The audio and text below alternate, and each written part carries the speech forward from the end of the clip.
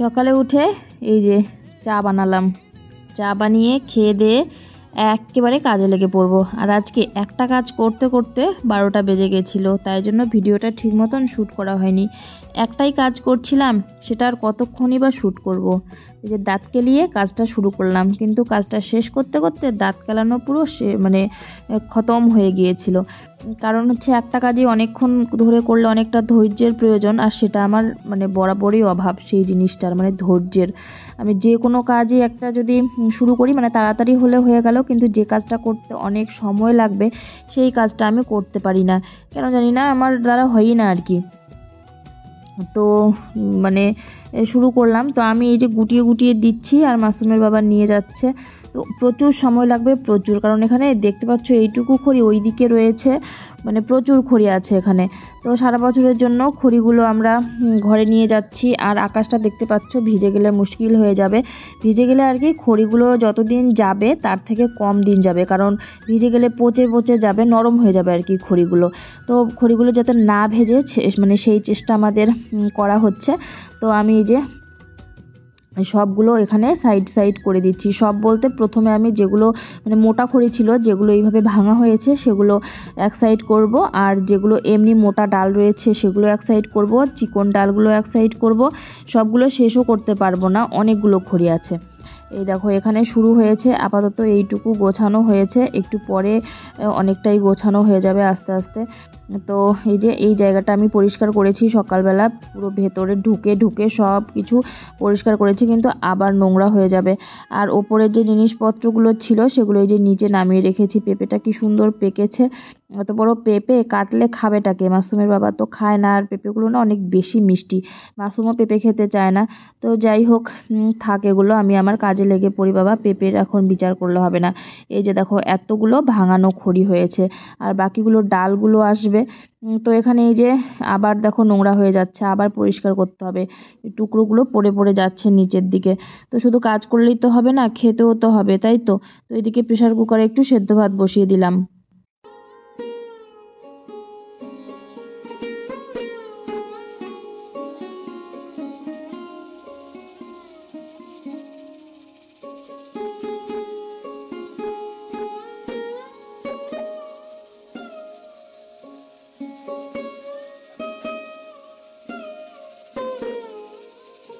কাজের মাঝখানে সেদ্ধ ভাত খেয়ে নিলাম, মাসুমকেও খাইয়ে দিয়েছি, ওর বাবাও খেয়ে নিল। আর এই দেখো এতগুলো নোংরা পড়েছে, আবার এগুলো আমি আবার পরিষ্কার করব, রান্না করব, গোসল করব। তো খড়ির কাজ করে আর কোনো কাজই করা হয়নি। তো যাই গিয়ে বিছানাটা আগে তুলে আসি, বিছানাটাও তুলিনি, ওই চা খেয়ে ওইদিকে বেরিয়ে গেছি। তারপর ওই কাজটা শেষ না হলে আর অন্য কাজে কি করে ধরি। তো এখন এসে আমি এই যে বিছানাটা তুলছি, মশারিটা খুলে রাখলাম, তারপরে ব্ল্যাঙ্কেট আর লেপটা ভাঁজ করে রেখে দেব, দিয়ে তারপরে গিয়ে রান্না বসাবো। একবারেই গোসল করে রান্নাটা বসাবো আর কি। পুরো ঘেমে গেছি আর কি কাজটা করতে করতে, তাও পুরোটা ওই যে বললামই কমপ্লিটই করতে পারলাম না, 12টা বেজে গেছিলো, আর ধৈর্য কুলাচ্ছিল না। তো এই যে বেগুন করব, আজকের রান্না কি হবে বলো তো? আজকের রান্না হবে বেগুন বাহার। তো এই রেসিপিটা না আমি দেখেছিলাম, ফেসবুকেই দেখেছিলাম, খুব ভালো লেগেছিল। এরকম গোল গোল বেগুন শুধু 2 পিস করে কেটেছিল আর কি ওখানে, কিন্তু আমি 2 পিস নয় 4 পিস করে কাটবো আর কি, কারণ অত বড় বড় আমার মনে হয় ভালো লাগবে না।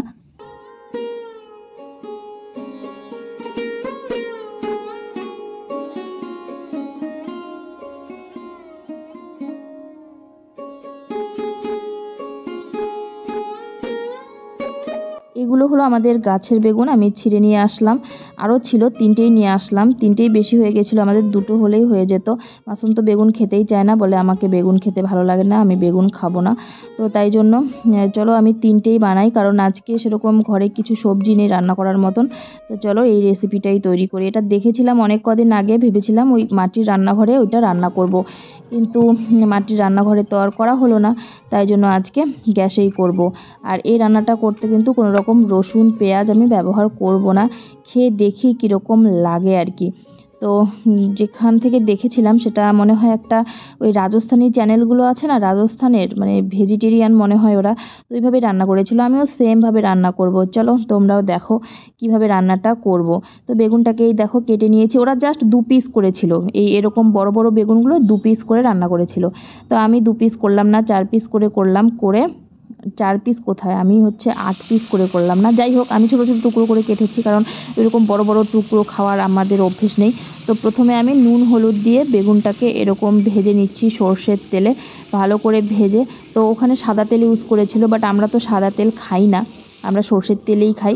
আর এই যে এখানে আমি ওই যে যখন সেদ্ধ ভাত করেছিলাম তখনই কিন্তু এই আলু সেদ্ধ একটু রেখে দিয়েছিলাম, তো আলুটা এখানে মেখে রেখে দিয়েছি, মানে ম্যাশ করে রেখে দিয়েছি। তো এখন আমি আলুটা দিয়ে দিলাম, বেগুনটা ভাজা ভাজা বেশ হয়ে গেছে, নরম নরম। এখন এখানে আলুটা দিয়ে দেবো। আলুটা ওই রসুন পেঁয়াজ পড়বে না, তো তাহলে আলুটা থাকলে একটু গ্রেভি টাইপের হবে আর কি, যেটা আমি বুঝলাম দেওয়ার কারণটা। আর আলু তো সব সবজিতে দিতে ভালোই লাগে। তো এখানে দেখো জিরে গুঁড়ো লঙ্কা গুঁড়ো দিয়ে দিলাম, আর লবণ তো আগেই দিয়ে দিয়েছিলাম, লবণ হলুদ। তো ব্যাস এতটুকুই। এটা দিয়ে এটাকে অনেকক্ষণ ধরে নাড়তে হবে, একদম কষাতে হবে, কষিয়ে কষিয়ে তারপরে পানি দিতে হবে।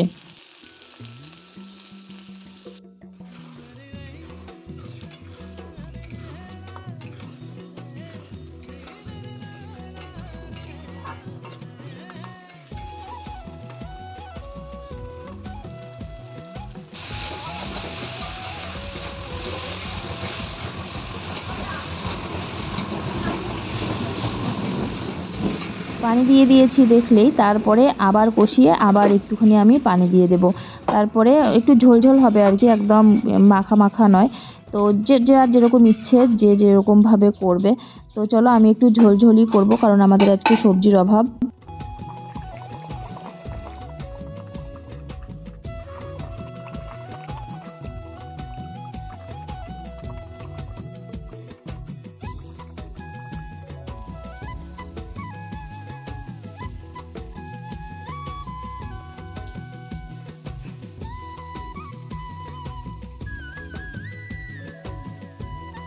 বেগুন বাহারটা আমার হয়ে গেল।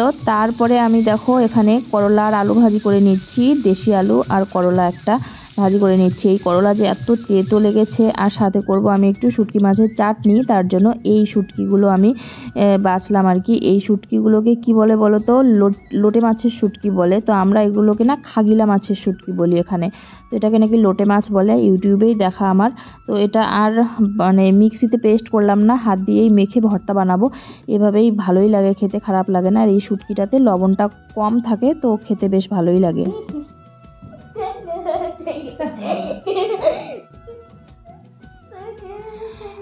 আসসালামু আলাইকুম এভরিওয়ান।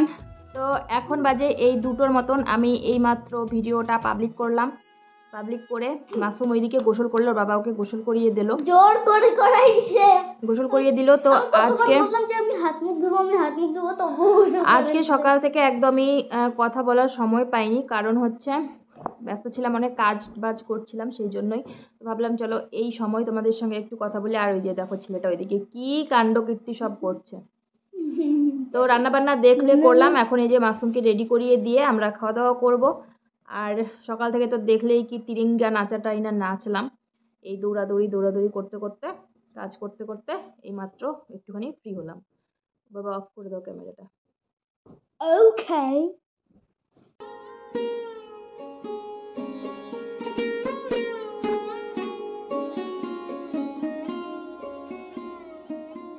ওইদিকে আমার রান্নাও হয়ে গেল, আর মাসুম দেখো গোসল করে নিয়েছে, ওর বাবা ওকে গোসল করিয়ে দিল। তো আমি গায়ে ওর ভালো করে ক্রিম লাগিয়ে দিয়ে জামা কাপড় পরিয়ে দেই।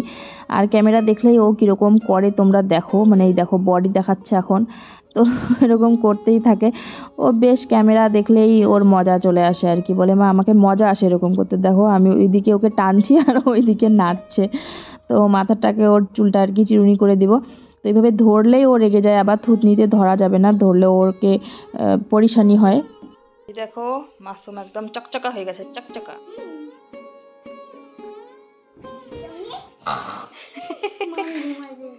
ভাত না খেয়ে মানুষ ঘুমায়, ভাত খেয়ে ঘুমায়। ভাত খেয়ে যাবো, তার জন্য আগে ঘুমাইতে। অ্যাক্টিং করো তুমি, অ্যাক্টিং। Tick tick tick. আমরা এখন খাতি যাব। কি সবজি মা? আমার ছোট্ট বেটুটা কোলে উঠেছে। ছোট্ট বেটু। কি সবজি? বেগুন। আর যার আছে অনেক গুণ। বেগুন আর কি? শুটকি মাছের ভর্তা, করলা ভাজি।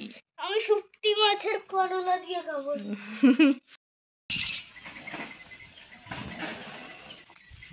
বন্ধুরা এই দেখো খড়িগুলো পুরোটা গোছাতে পারিনি, মোটা মোটাগুলো গেছে, চিকন চিকনগুলো এখানে রয়ে গেছে, মোটাও কিছু আছে, অনেকগুলো আছে। এইভাবে একটা একটা করে গোছাতে প্রচুর সময় লাগে। যখন কেটেছিল তখনই গুছিয়ে রাখতে লাগতো। আর আমাদের সুপারি গাছগুলো দেখো কি সুন্দর লাগছে না দেখতে, একদম সবুজ। খাওয়া দাওয়া হয়ে গেল। আর এই দেখো গোসল করার আগে এই জামা কাপড় ধুয়েছি, সেগুলো শুকাতে দিয়েছি। আলু তোলা হয়ে গেছে, দেখো ওইদিকে আলু তুলেছে, আর আমাদের এই যে পাশের ঠিক সামনের জমিটার আলুগুলো তোলাও হয়ে গেছে। আলুগুলো বস্তাগুলো টোটোতে করে নিয়েও গেল। আমি এদিকে আসলাম, এসে দেখি নিয়ে যাচ্ছে। আর আলু তোলার সময় সবাই আমার উনুনটা দেখে বলছে, এখানে কি করিস? উনুন এখানে আঁকা কেন বানাইছিস, কি করিস? আমি বলি এখানে আমি ইয়ে করি, পিকনিক খাই, পিকনিক মাঝে মাঝে, ওই জন্য বানাইছি। এই যে এই দুটো জমির তোলা হলো, এগুলো মানিকদের আলু ক্ষেত ছিল।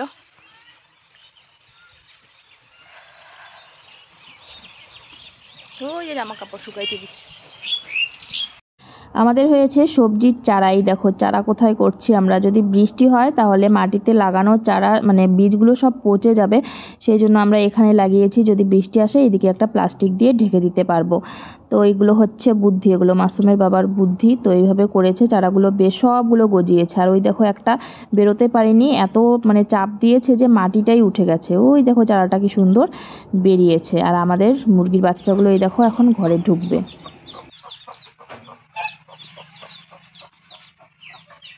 আমার প্রত্যেকবার দুই কালারেরই হয় বল বাচ্চাগুলো।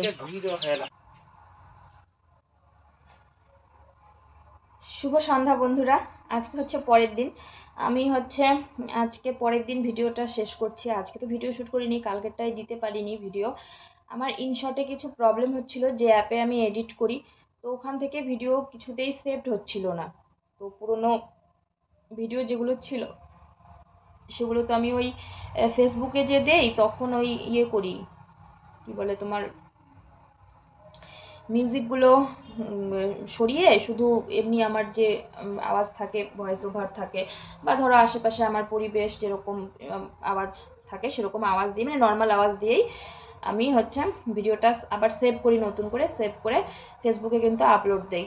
তো কালকে সেটা করতে গিয়ে সেভ হচ্ছিল না, ওই 12, 13, 18% হয়ে আটকে যাচ্ছে, তো ওই আটকাই থাকছে। তারপরে আমি ভাবলাম যে ঠিক আছে, তাহলে যে ভিডিওটা আমি করেছি সেই ভিডিওটা একটুখানি মানে আমি ভিডিওগুলো অ্যাড করে যে সেভ করি, সেটাও হচ্ছিল না। তো সেটা আজকে ঠিক হলো, ওই দুপুরের পরে ভিডিওটা সেভ দিয়ে রেখেছিলাম, ফেসবুকের ভিডিওটা, সেটা দেখি সেভ হয়ে গেছে। তো আজকে ওই ভিডিওটা দেবো ফেসবুকে।